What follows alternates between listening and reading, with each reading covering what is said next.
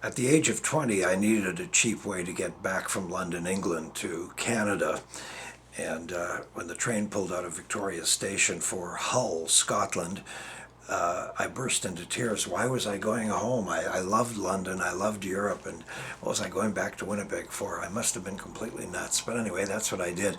And then I arrived in Hull, Scotland, and I got on a tramp freighter, which is a passenger freighter, which carried only 12 passengers.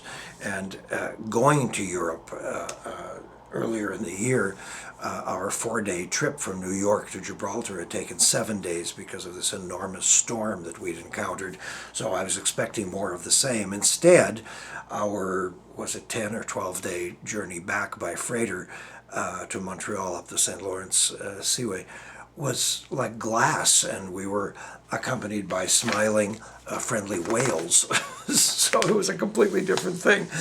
By the way, if you Google freighter travel today, you'll get about 80 billion answers in a tenth of a second, and you too can have as much fun as I did. On the first or second day of this trip, I was sitting outside on a deck, and I was reading a book of essays by Henry Miller called Remember to Remember, wonderful book. Miller had become famous or infamous in those days for writing two very sexy books called Tropic of Cancer and Tropic of Capricorn. Those books were banned in Canada, and I had to smuggle both of them, the Paris editions, back into Canada. It was illegal to bring those books back, but I did.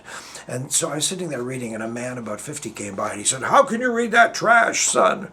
And I said, "Excuse me, sir, but have you ever read a word of Henry Miller?" And he said, "No."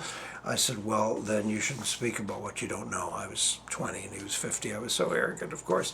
I said, "But, you know, this is a book of essays, and this first essay is called The Staff of Life, and the first sentence is bread. Try to find a good loaf in America."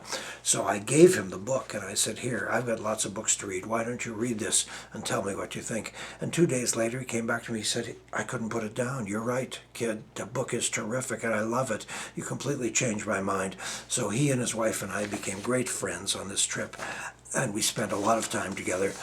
They owned a little flat in New York City, but mostly they had a house in Cape Cod. It was just them and their two black lab dogs, and they didn't belong to the country club or anything, so they had money to go to Europe every year and schlep around in a VW bus and eat, you know, bread and cheese and so on.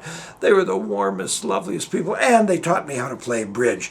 In Montreal, I got on the train for Winnipeg and went straight to the club car and tried to order a Boilermaker, you know, a whiskey with a beer chaser.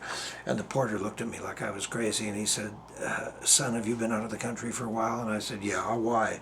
He said, "Well, it's Sunday. We don't serve alcohol on Sunday." I'd forgotten. This was in 1962.